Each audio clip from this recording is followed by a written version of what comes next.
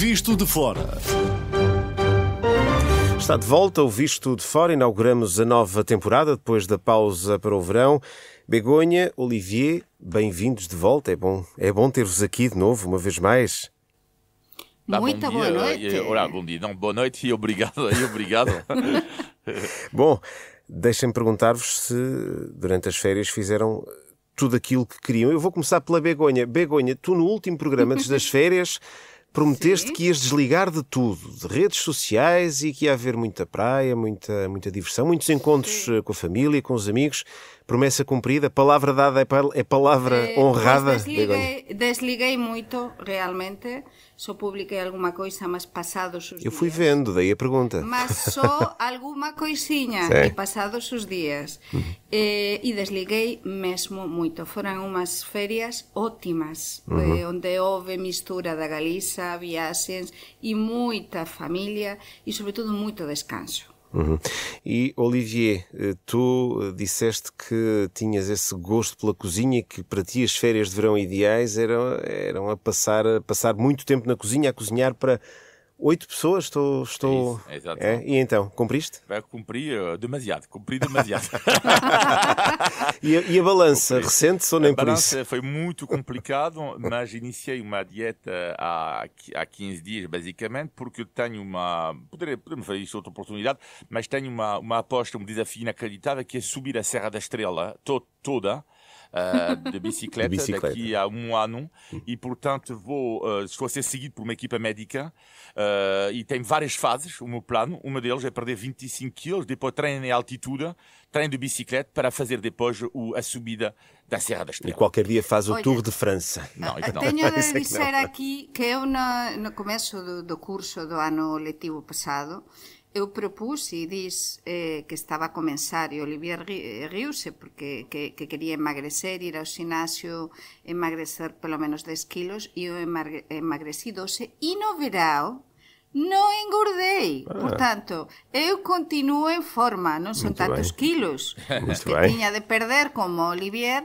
mas continuo em forma. Nem as férias conseguiram que eu engordasse. Portanto, Olivier, agora é a tua vez. Gente em forma, de baterias carregadas, ainda bem, porque este regresso traz uma atualidade, vamos dizer assim, exigente, no mínimo. E vamos analisar já de seguida neste Visto de Fora, que é uma parceria da Renascença com a Euronet, a rede europeia de rádios. Euronet Plus. A Polónia interceptou uma série de drones e acusa a Rússia de ter invadido o seu espaço aéreo. O Kremlin desafia o governo polaco a apresentar as provas da origem dos drones. Olivier, isto foi propositado? A Rússia está mesmo a elevar mais um degrau no teste aos limites da NATO? Sim, isto é evidente. Eu acho que é preciso levar muito a sério o que aconteceu. Claro que até, eu repito, com Putin dá vontade sempre de rir e ao mesmo tempo de chorar, porque rir é tão ridículo depois das desculpas que arranja sempre, não é? Espero que tenha sido um golpe também terrível para quem acredita que ele está apenas interessado nas regiões do Donbass, dos territórios ocupados da Ucrânia. Claro que não está apenas interessado nisto. É um teste, claramente, não foi um erro, como é evidente, é um teste à capacidade de resposta da NATO, não é? É terrível e vai ter que exigir uma resposta, na minha opinião, rápida da NATO, e diria com urgência. Daqui a pouco vamos ter os exercícios russos na Bielorrússia, daqui a alguns dias vai começar, e claro que começam já amanhã, na sexta-feira, exatamente, vai durar 4-5 dias, e a NATO vai ter que enviar, como evidente, vai ter que reforçar absolutamente as tropas a esta fronteira com a Polónia, para mostrar também a Vladimir Putin que há uma união. Isto é super importante nesta fase, eu diria, muito, muito complicado que estamos a viver. É inevitável, Begonha. Ontem havia alguns relatos de alguns analistas, mas ontem pode ter sido o dia em que a Europa se aproximou um pouco mais de uma confrontação direta com a Rússia?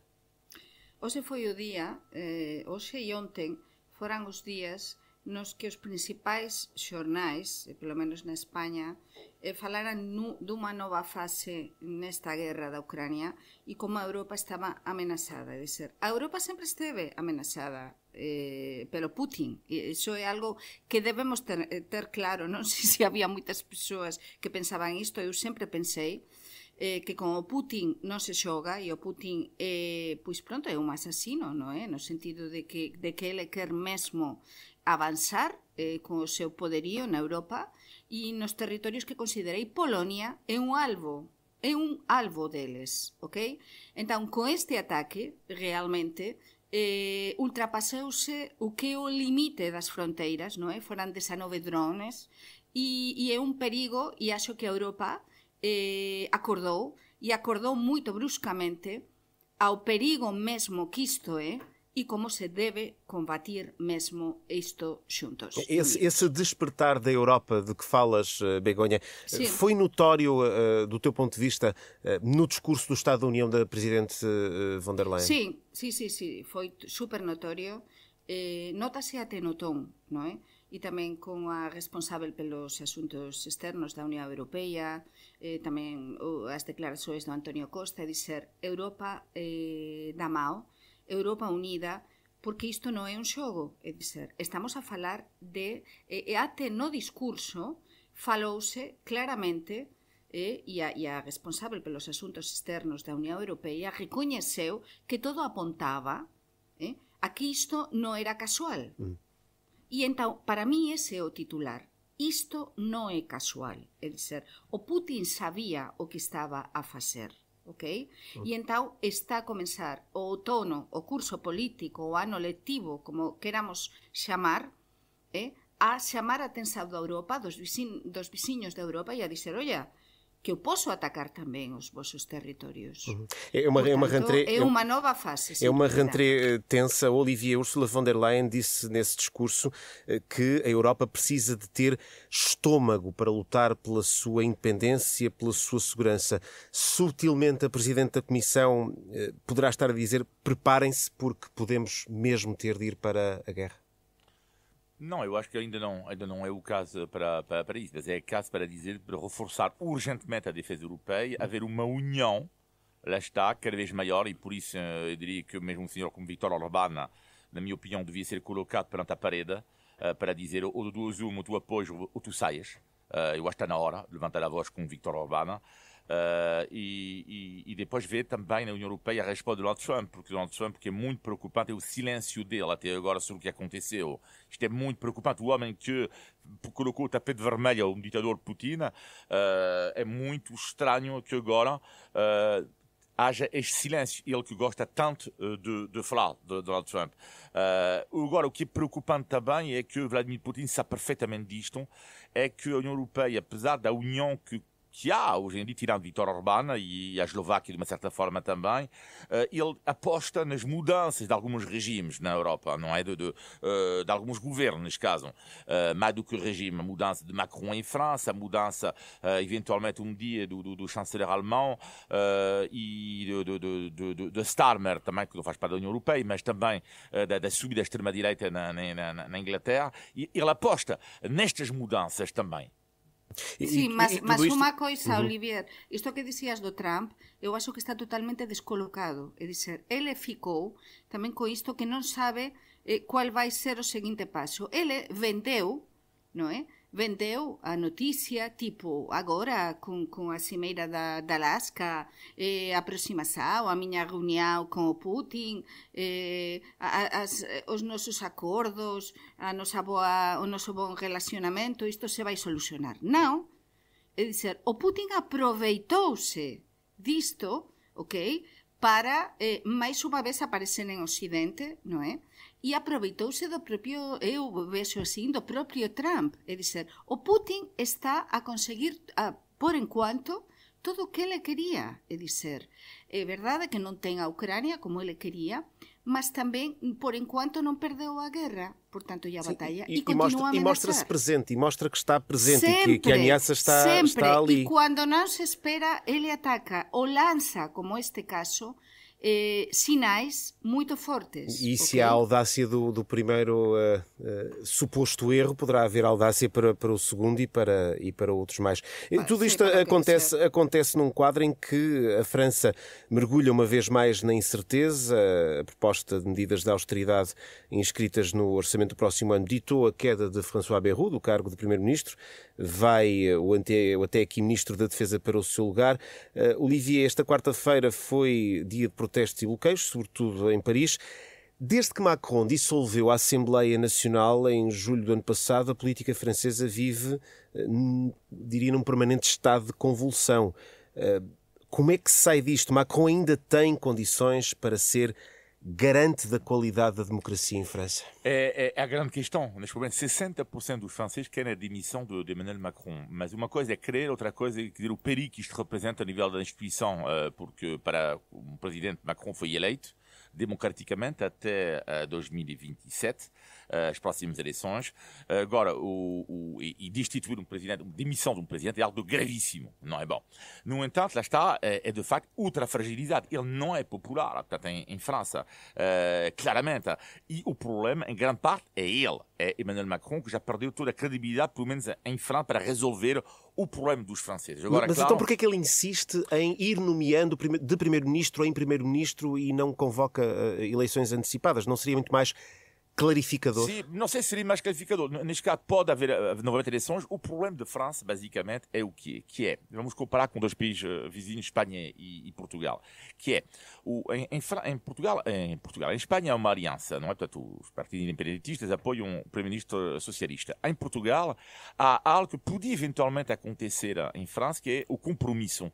O PS, portanto, comprometeu-se em não chumbar o PSD, a aliança. Portanto, em França não existe esta cultura do compromisso. Não faz parte da mentalidade francesa e, além disso, 50% do eleitorado francês vota para os partidos radicais, tanto da extrema-esquerda como da extrema-direita, o que complica a situação. Mas eu acho que se não resultar esta primeiro-ministro, que dizem que ela é mais negociadora, se não resultar, a próxima fase será a convocação de eleições antecipadas, com a vitória, a tudo indica, novamente da extrema-direita, só que, novamente, o mesmo problema é que a extrema-direita pode ficar no primeiro lugar com 35% dos votos, mas depois nunca terá uma maioria, uma aliança no Parlamento. E não saímos deste impasse, Begonha. Isto tem consequências para a França, naturalmente, mas também para o conjunto da União Europeia. Sim, porque, que é que podemos esperar daqui? Porque Macron, desde o princípio, ele quis ser, uma vez que Angela Merkel saiu, digamos, da ribalta e da política activa, quis ser o substituto da Merkel, não é? O líder europeu, não é? Mas sem ter nem o estatuto nem a experiência. Nada, mas e com esta situação interna, porque são 5 primeiros ministros num ano. Eu considero que realmente esta é a última bala dele, a última bala política dele, porque Sébastien Lecornu realmente, pelo perfil dele, é o seu delfín, o seu grande defensor, aliado, é o único ministro que se manteve realmente desde que o Macron tomou posse, non é? E eu vexo que para a Europa tamén isto pode ser máis un problema, porque se os gobernos da Europa non son fortes, isto é un problema para todos. E depois o que dicía Olivier, moito interesante, e é que temos a espera a extrema-direita. É dizer, se o Macron tiver de convocar eleições ou non tiver outra opção, porque ele está a se aguantar na convocatoria de eleições, como tu perguntabas a Olivier, pois realmente a extrema-direita está à porta, porque as sondaxes lle están a dar ganhadores como se espera, não é? E tudo isto, naturalmente, é uma soma de elementos que, no fundo, podem constituir, exatamente, e que podem constituir uma brecha nesta tentativa de construir a tal muralha europeia.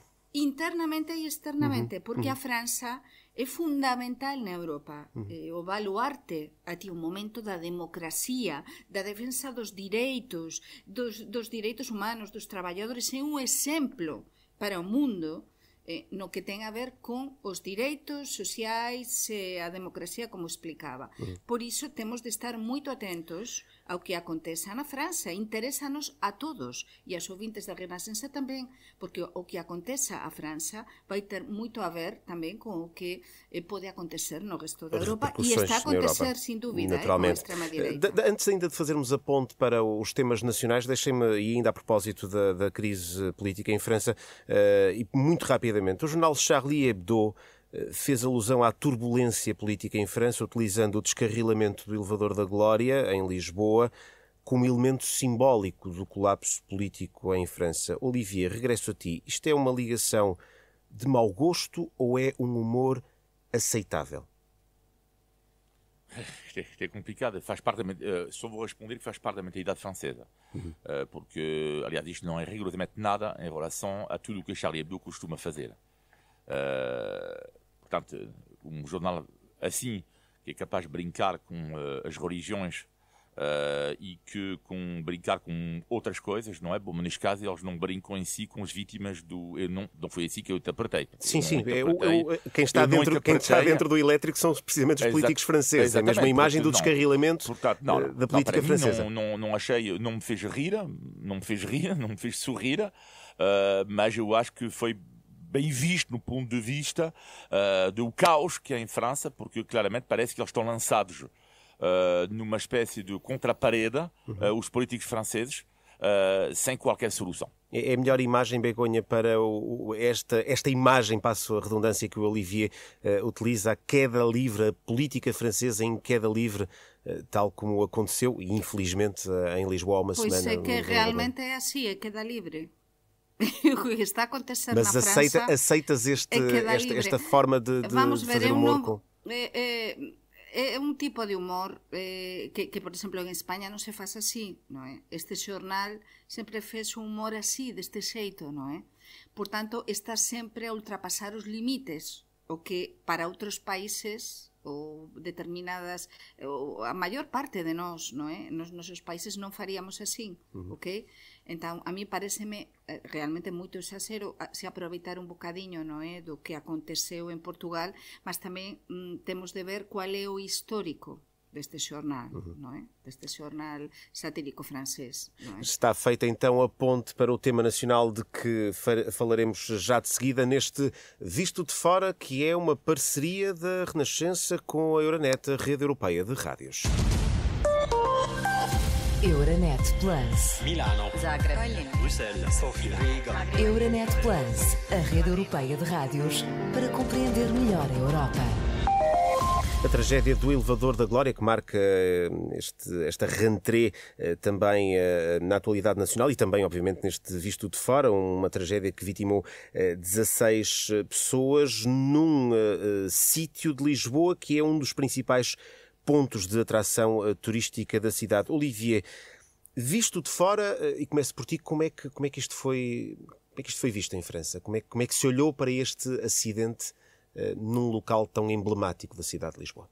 Para já, enorme cobertura mediática. Uma das razões tem a ver com o boom do turismo dos países francófonos em Portugal nos últimos 10, 15 anos. Ou seja, basicamente toda a gente conhece. Hoje em dia, toda a gente, não vou exagerar, mas uma grande parte das pessoas conhece o elevador da Glória, enquanto há 20 anos quase ninguém o conhecia. Este é o primeiro ponto. Portanto, o segundo ponto é o choque, como é evidente, mas isto, enfim, eu acho que isto é internacional, não é específica à França. Eu diria que o que é específico à França e à Suíça e à Bélgica é a ideia que será que isto podia acontecer nos países deles, em França, Suíça, etc. Será que um acidente assim, tão dramático, podia ter as consequências que teve? E basicamente, o que é que eu li dos jornais todos e tudo isso, a resposta é não. Não, claro que não, dizendo que é impossível, é impossível dizer que é impossível, não é? Bom, mas basicamente foram feitas várias reportagens acerca de funiculares que funcionam à esquerda e à direita, não é? Nestes países, e basicamente o que eles dizem é que há um sistema de travagem automática moderna que existe caso houver uma quebra do cabo em si. Bom, basicamente, resumindo, há controles mais rigorosos do que há alegadamente em Portugal. Primeiro ponto. E o segundo ponto que achei super interessante, que isto é um ponto em comum com Portugal, que é a questão, uma reflexão sobre o turismo de massa, ou seja, saber até que ponto este tipo de aparelhos funcionam hoje em dia com tanta gente, enquanto não estavam previstos para tal. Exato. E hoje em dia tem que haver uma reflexão, acho eu, ao nível de Portugal, e não só de todos os países turísticos, que são França, Espanha, Portugal, Itália, etc., acerca deste turismo de massa e do desinvestimento do Estado. Porque eles parecem que estão a priorizar o dinheiro e o turismo, às vezes em prol da questão da segurança. E claro, há aqui também responsabilidades políticas, também têm estado no centro do debate. Begonha, o Olivia falava aqui em desinvestimento do Estado na manutenção de equipamentos que foram concebidos inicialmente para terem uma determinada lotação e um determinado limite de utilização, mas que, por causa do turismo, tiveram aqui um grande incremento de utilizadores. Mas voltando aqui, falando aqui nas responsabilidades políticas, Carlos Moedas tem sido muito visado pelas críticas da oposição por causa da forma como reagiu a este caso. Ele pode ser penalizado por este episódio nas urnas? Achas que ele reagiu com a rapidez necessária a esta tragédia ou perdeu-se em ataques aos adversários? Se me permitires, André, como estamos no visto de fora, nos temos de dar unha visao abrasente para iso a outros analistas que xa falaran inúmeras horas sobre isto, non é? Mas eu penso que tamén debo explicar como é que foi a cobertura disto en España, igual que Olivier falou da França. En España foi a principal noticia de apertura de todos os telexornais, de todas as informações de radio, de todos os xornais, e tratouse con moito cariño a Portugal, con moita tristeza, e teño de dizer isto así, non é? Comentarios nas televisores, o noso querido Portugal, solidariedade con Portugal, o noso povo amigo, o noso povo veciño, porque en España, e teñen de saber isto os nosos ouvintes, as persoas cada vez gostan máis dos portugueses e de Portugal. E é verdade que falouse tamén, unha vez que aconteceu a tragedia, non é? Non houve vítimas españolas, mas sí que tamén falouse dos contornos políticos, o que tú me perguntabas, ok, André? E é verdade que tamén falouse de, no momento que estamos, no timing que estamos político, antes das eleições autárquicas, e tamén do tema da manutenção. É moito importante, eu acho, e do turismo de masas. É verdade, como na França, porque é verdade que en cidades como en España, no caso, por exemplo, de Barcelona, temos un exemplo clarísimo en España, as cidades máis turísticas da Europa e do mundo teñen de ter outro tipo de cuidados con as súas atrasoes, porque non é igual o que acontecía há 10 ou 15 anos que o que acontece agora. E entón, máis unha vez, o tema da manutenção, o cuidado con as atrasoes, con os transportes públicos, e neste caso con un funicular, como nos dixemos en España, que chamamos así os elevadores, que é tan antigo, mas que esta manutenção non chega con centos e centos de persoas, sobre todo do que se falou en España. E sobre o tema do Carlos Moedas que perguntabas, eu pessoalmente penso que isto sí que lle pode marcar políticamente, ok? Aínda que isto sexa unha consecuencia tamén de políticas anteriores, de empresas subcontratas, porque hoxe en día, sin dúbida, acontece tamén en España, cada vez estáse a subcontratar máis a empresas para que façan traballos para o sector público, tamén nos transportes. E temos de pensar se isto realmente é o correcto e se poupar nisto leva a algún lado. Mas os portugueses teñen de pensar que non é só un caso de Portugal, é dizer, isto que aconteceu foi un drama e realmente o Estado aquí ten de pensar que nesto precisamente, na manutenção, no tema dos transportes públicos, non se pode poupar.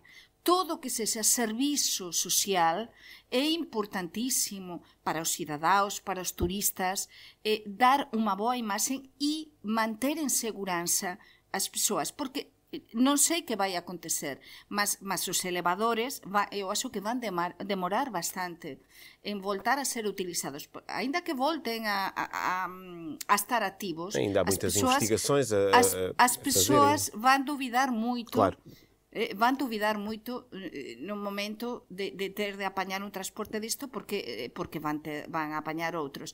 Mas isto tennos de facer refletir e, sin dúbida, o principal alvo que pode ser das críticas neste momento é o Carlos Moedas, e temos as autárquicas, aínda que non sexa, aparentemente ele non sexa culpado, ele é o máximo responsable político como presidente da Cámara Municipal de Lisboa, e claro, os eleitores decidirán, teñen na súa mão, decidirán no próximo mês se penalizam ou não, não é? Isso teremos de estar muito pendentes. Fechamos a página de Assuntos Nacionais, hoje dominada em exclusivo por esta tragédia do Elevador da Glória. Vamos aliviar um bocado, vamos testar agora os vossos conhecimentos com o Índice de Tugalidade, os vossos conhecimentos sobre expressões tradicionais portuguesas.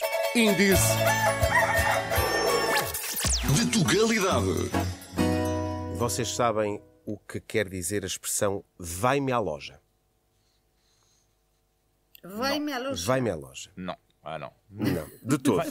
Vai-me Vai-me à loja. à loja. Sim. Vai-me à loja. Não, eu sinceramente nunca... não ouvi. Isto é só na tua família, não? Não, por acaso não é da minha família, mas é uma expressão que se usa muito aqui na região do Porto. Tipo, vai-me à loja, não me venhas com contos, Nunca, não me nunca. venhas com contos, vai-me à loja. Begonha está a aquecer, está quente, Begonha. Vai-me à loja quer dizer não me chateis ou desaparece daqui. É uma expressão que se usa quando alguém está a ser insistente, aborrecido ou está simplesmente a incomodar e quem a diz quer que essa pessoa se afaste ou pare de falar, que é não me chateias, vai-me à loja, vai-me à loja. É esse o significado um pouco, desta expressão. É como uma outra expressão que é o... Qual é o correspondente em francês? Não, assim de repente não estou a ver muitas vezes qual é a expressão, mas não é um pouco como aquela expressão que é vai dar banho ao cão? Mais ou menos, sim, é mais ou menos isso. Claro, mais ou menos. É mais ou menos isso. Muito bem. Muito bem, estão aqui testados os então nossos... aprovei, mais ou menos temos Aprovaste, um 5, sim. Sobre 10, um 5, sobre 20, um 10. 6. Sim. Acho que sim. Obrigado, 0. Vais ter de tentar na próxima semana, Olivier. Índice de Tugalidade. Aproximamos-nos do fim deste Visto de Fora e, como habitualmente, temos o positivo e o negativo da semana. Olivia, comece por ti. Qual é o teu negativo? Bem, o meu negativo, vou falar de um ponto negativo nas minhas férias e um ponto positivo nas minhas férias, não é? Portanto, foi só em Portugal. O negativo foi apanhar o susto, talvez um dos grandes sustos da minha vida no Algarve, porque super rapidamente eu decidi fazer com a família toda jet ski, ou seja, moto d'água, nunca tinha feito. Nós andámos, eu caí, portanto, com a minha namorada, nós caímos os dois na água, só que há um pequeno pormenor aqui que é preciso dizer, eu não sei nadar. E faço parte das pessoas, de 5% da população portuguesa que não sabe nadar. E posso vos dizer uma coisa, é que mesmo com um colete, uma pessoa que não sabe nadar é algo de inacreditável. É uma aflição.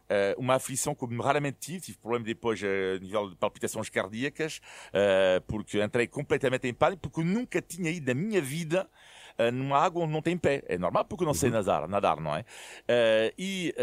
Como não sei nadar, lá está, foi mesmo um susto inacreditável. Hoje em dia eu rimo disto, mas é algo que é um susto que vou me recordar para a vida toda. Mas na altura não teve graça nenhuma.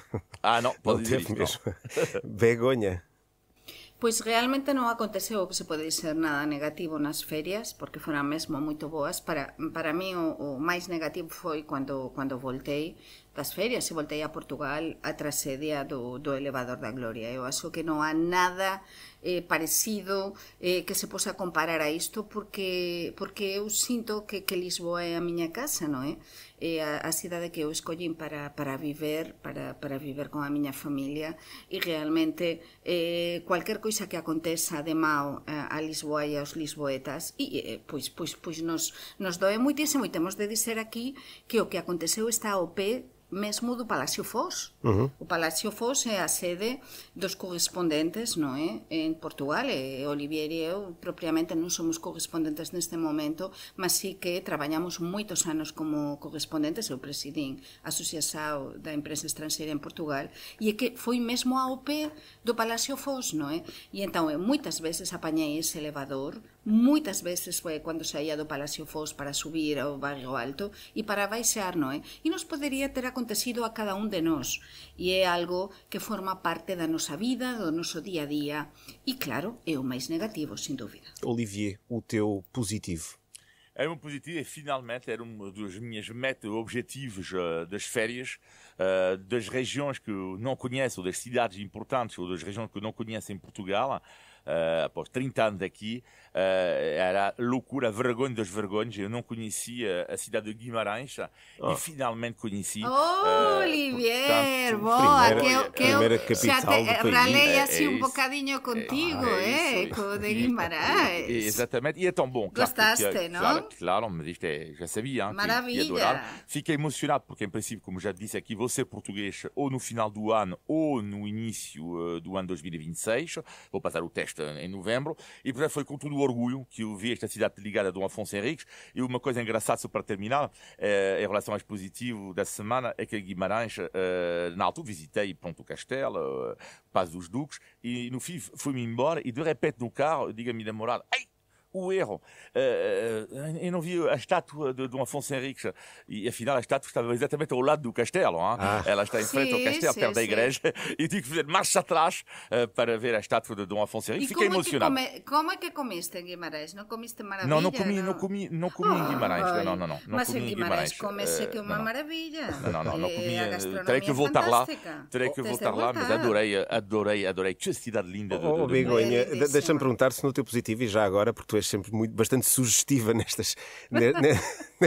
nesta parte do programa, se no teu positivo há sugestões gastronómicas. Neste caso, propriamente, não há sugestões gastronómicas. Para mí, o positivo foi que unha das coisas boas de estar a traballar todo o ano, do día a día, é que depois temos o lazer, temos o descanso. E para mí non há premio maior do que estar con a familia. E poder estar con a familia, sexa na Galiza, sexa nunha viaxe, e tanto a familia que nos criamos, como a familia nosa de sanguínea, é importantísimo. E para mí ese tempo é un tempo que para mí non há nada mellor, é o que nos enche depois e nos enche a enerxía e nos faz recarregar as pillas para depois voltar á normalidade. E entón para mí iso foi, sin dúbida, máis do que os locais que se coñece, máis do que as experiencias super positivas, máis do que apañar moito sol, de comer moito ben, é sobre todo estar con a familia. Isso é fundamental. E é o que nos encoraja. E é o que nos encoraja para mais um ano que temos pela frente e que vai ser exigente. Terminamos o nosso Visto de Fora, o primeiro da nova temporada depois das férias. Begonha, Olivier, obrigado e voltamos na próxima semana. Boa noite. Um abraço. Adeus, obrigado. Visto de Fora.